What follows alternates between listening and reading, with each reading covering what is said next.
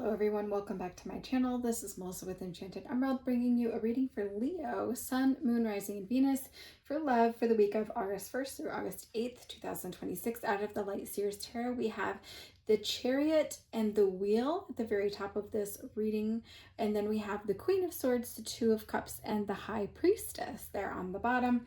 So this is a feeling like energy is just overwhelming. It's a really new love, a very exciting, fast moving, fast paced type of love coming in with this. And I get this sense of this Beauty and the Beast, like tale as old as time energy with this. And I think that this is somebody that you may not necessarily have seen yourself being attracted to or feeling attracted to, but nonetheless you are attracted to this person. I feel like it's a sense that there's opposites attract with this, okay?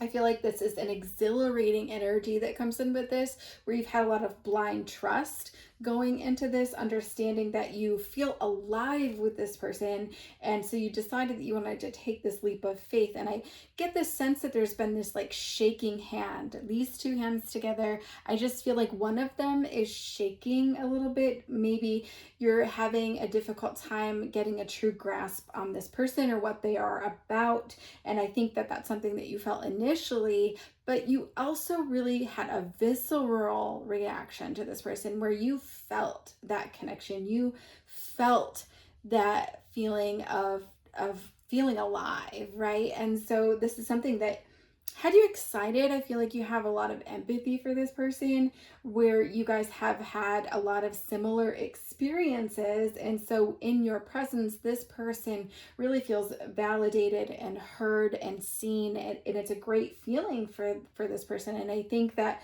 that's something you can build a really strong foundation on in terms of having this emotional intimacy grow within the two of you. And I think that this is a great thing to have, that open, honest vulnerability. And so I think that this is something that you could be feeling at a level you've never even felt before. But I think that at times you could feel a little bit exasperated with this person because you don't necessarily feel as seen, heard, and validated as you would like to be, as you would like to feel. And so I think that this can be a little bit overwhelming for you. I feel as though this person you've told your experiences and your feelings to over and over, and perhaps they even dismissed those feelings as being invalid in some way, like, well, that's not that big of a deal, I've been through that, you're being too sensitive, or something to that effect, or that, I got through it, you should get over it too, kind of thing, right? And I don't necessarily feel as though this person is doing that or saying that to you to be mean or malicious in any way. I think that they are only able to see you as far as they've been able to discover themselves or feel their own emotions, right? So it's them not being as emotionally available as you'd really like them to be. And I think that sometimes in those tough conversations or in the middle of those conversations, you could feel really frustrated, and you don't have to keep repeating yourself, because I don't feel that this person's going to hear you any more or less based on you repeating yourself or rewording it or explaining it. I think that this is something that if you feel you are exhausted and drained from doing this, you should be able to say, you know what, I need to take some time out and walk away from that conversation, right? Give it some time to breathe a little bit so that you can get a better grasp on things. Because I think this is something, if you prepared even ahead of time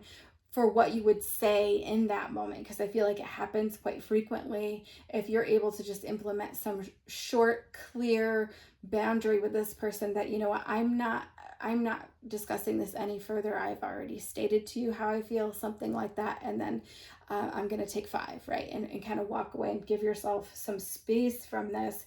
But understand that even though you could feel really grateful for having this connection in your life or having this person brought to you, you have these emotions kind of bubbling inside, where if you aren't feeling as validated and seen, it can be a really lonely feeling. You could feel invisible even to this person. And so this person, I think too, they also see some sort of an idealized version of you. Perhaps this connection is a bit more superficial for them than what you had been led to believe or what you are feeling, right? And I think that like I said, with this being a deep empathy or a connection that you're feeling like you've never felt before, it's a very profound feeling for you. It's almost life altering. And so understand though that this empathy that you're feeling for this person, that's your superpower, okay? And you get to decide who gets to take advantage of that superpower, right? And so it is something that you're able to feel. You're able to feel, what this person went through, but understand that that doesn't mean that it is your job to fix this person. It's not your job to change this person or to have them level up to be able to see you for who you are, and to help their emotion and their emotional intelligence grow, right? That's not your job.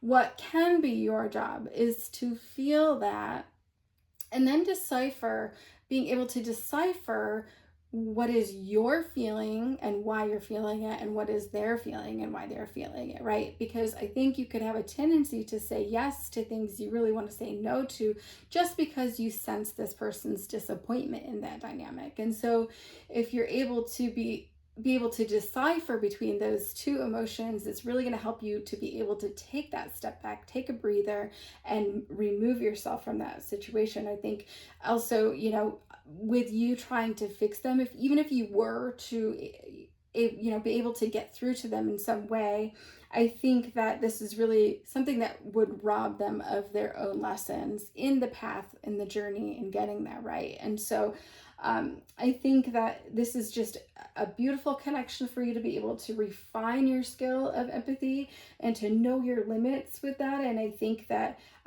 you will be able to work through this better, next time. And I think that that's a way that you can identify what is your emotional load to carry and what is theirs, and so that you're not responsible for that, for what they carry, right? And so it's easier for you then to implement the boundaries that you need to, and keep these people at a distance to protect your energy and to protect your peace, Leo. So I do so hope that this helps you on your path. If you have listened thus far, thank you so much for making it through this reading with me. And if you could do me a favor in the comments, comment "protect my peace" if this resonates for you. I would appreciate that. That would really help me out. And as always, I will be back with another read for you guys again soon. Thank you so much. Take care.